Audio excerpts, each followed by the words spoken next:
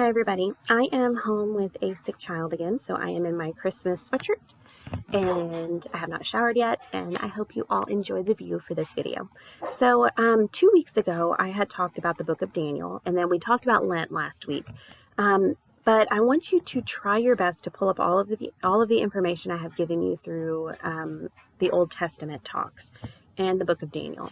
So in the book of Daniel, one of the things that we learn is that there is actually a date prediction for when one like a son of man will come and his kingdom will be established and he will rule forever. And that time period established is during the Roman Empire.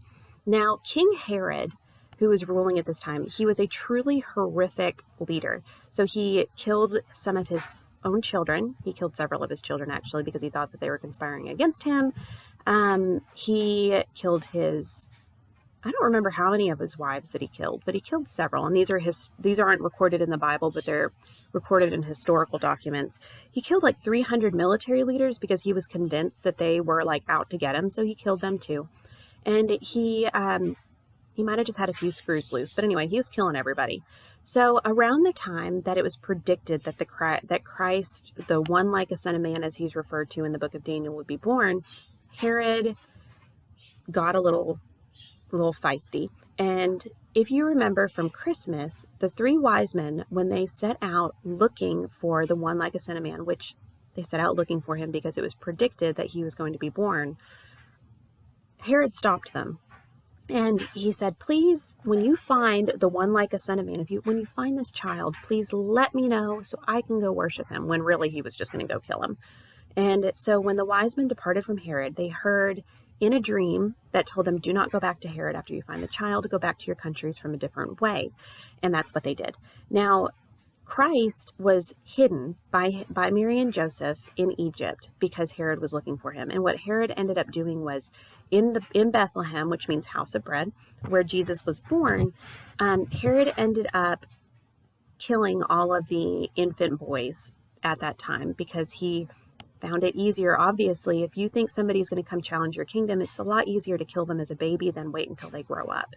So we actually celebrate this day. It's the slaughter of innocents, when the babies were murdered in Bethlehem when Herod was looking for Christ.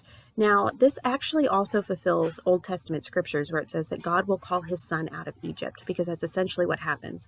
Mary and Joseph hide in Egypt with Jesus, and then they are called out. And anyway, okay, so tuck that in. That's why Herod ended up killing all of those children, and that's why Mary and Joseph hid Jesus. Now, one of the other things that's important is in the book of Matthew, we're given a genealogy, which is basically a family tree. The genealogy tells us that Mary and Joseph are blood relatives of King David and blood relatives of Abraham. And if you remember in the covenants of the Old Testament, Christ has to be a blood relative of Abraham and of David. So I'm going to actually skip over a lot of Christ's life so that I can directly go talk about the Last Supper. But one of the things I want to mention is what's referred to as the Bread of Life discourse that occurs in the Gospels. And if you remember, the Gospels, Matthew, Mark, Luke, and John, are the books that record what happened during Jesus' life. Jesus has developed a following of people who are they love what he has to say. They're listening to him. They're growing closer to God. And then Jesus starts talking about eating him. And this is what's referred to as the bread of life discourse. He says, I am the bread of life. He who eats my flesh and drinks my blood will live forever. And there's several variations. He says this over and over again. And the thing is that as Jesus was saying this, it's noted in the Bible that Jews were so put off by what he was saying that they stopped following him. They're like, who is this guy? He's insane. I'm not going to follow him because he's telling me to eat him. Now, Jews at the time, they would not eat anything that had been contaminated by blood. Even today, Jews will have like a separate sink that if they are going to eat meat, that they put the meat in, because they cannot prepare it next to other food, because they cannot consume blood. They cannot touch blood. They cannot consume it. And so when somebody is saying, you need to drink my blood, they were just like, oh my gosh, this guy's insane. And they stopped following him. So that's really important to note, because This is one of the biggest discrepancies between Catholics and other Christian denominations, because we believe that we are eating and drinking Christ. And other denominations say, no, we look at it as merely as a symbol because, ew, we wouldn't be eating a person. But in the Gospels, it specifically says, you need to eat my flesh and drink my blood. So hold on to that, and let's talk about the Last Supper.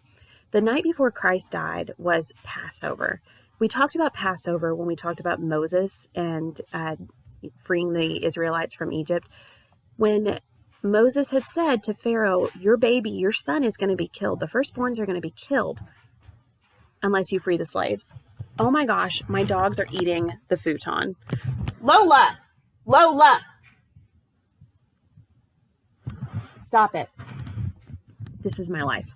Okay, Passover. So the Jews celebrated that Passover meal that Moses had given to them every single year.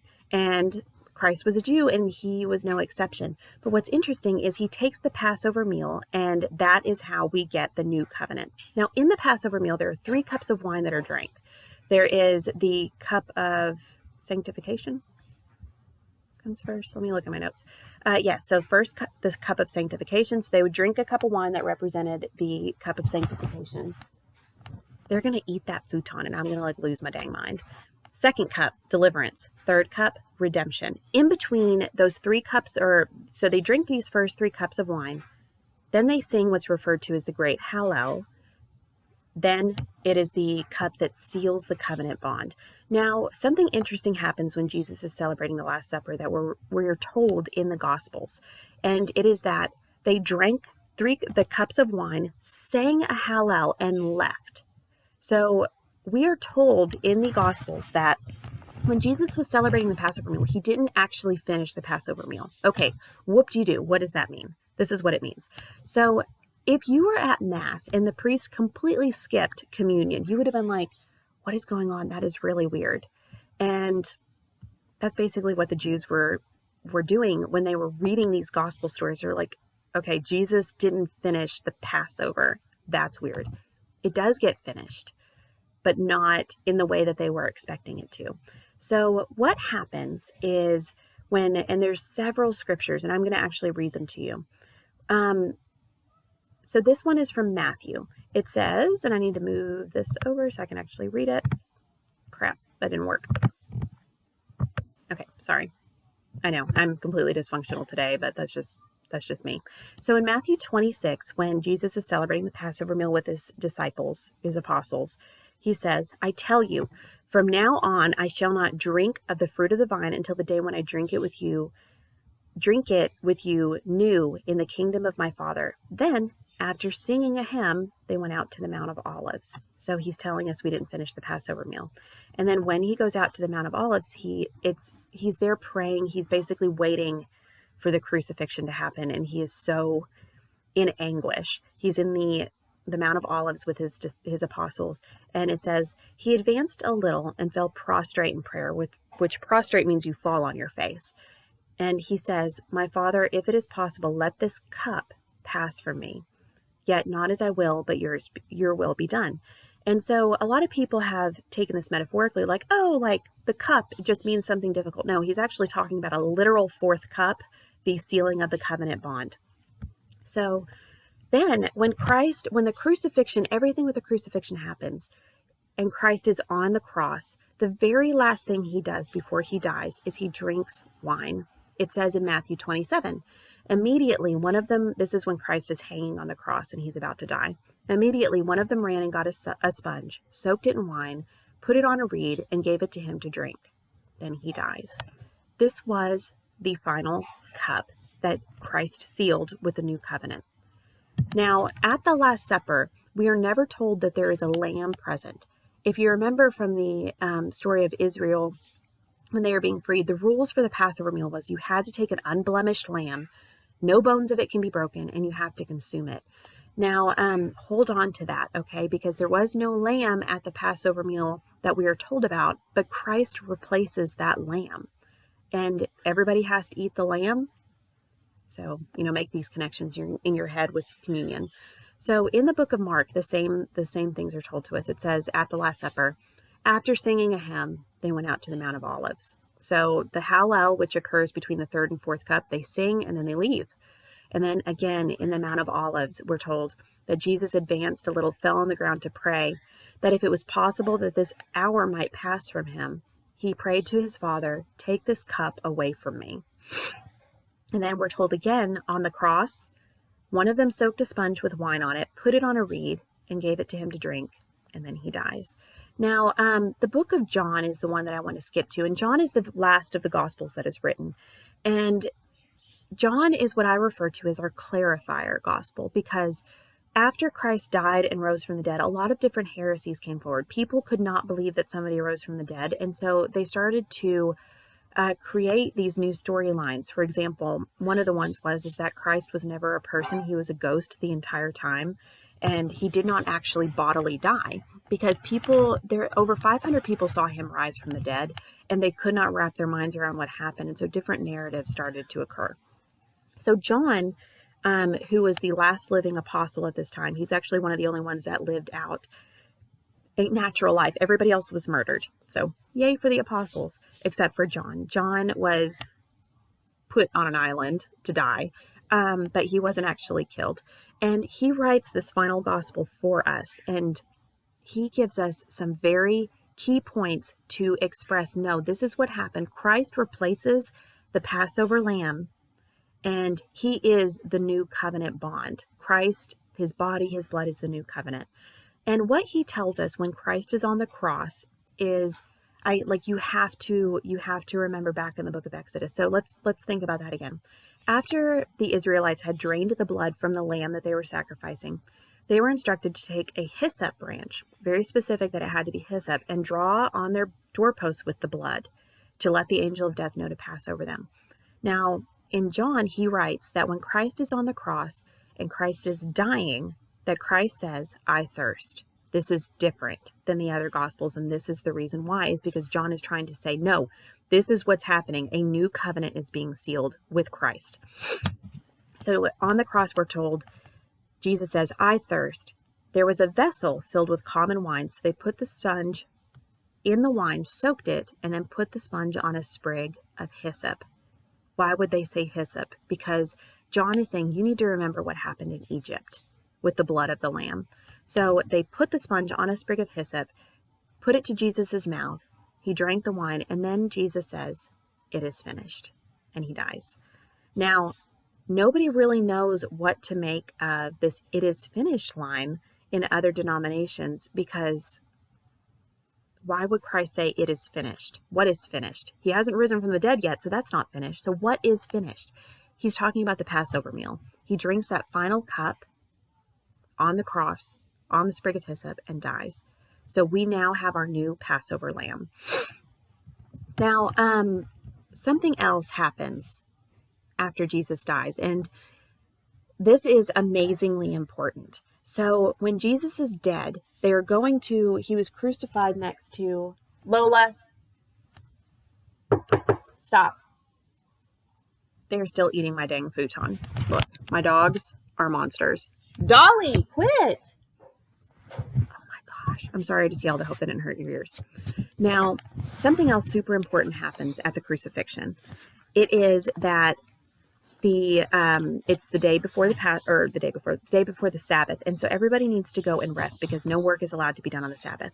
So they want the people to hurry up and die during the crucifixion. And if you'll remember, Jesus was actually crucified with 2 prisoners.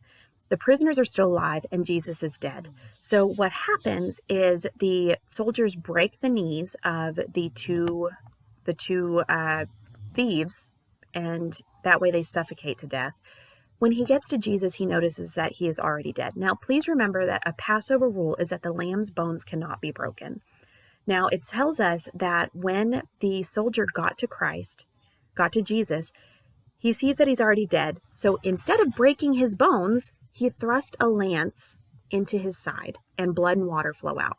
Now, this seems a little bit obsolete to us, but there was something simultaneously occurring in the temple.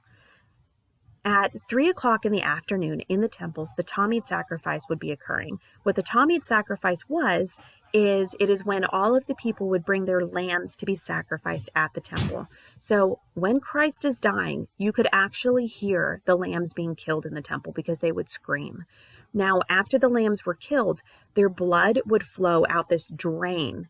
It's the Kidron Valley is what it's. So you have the temple, and then there's like a drain tube, basically, that all of the blood would run out, and it would mix with water at the exact time that Jesus is dying, at the exact time that this lance is thrust into Jesus's side.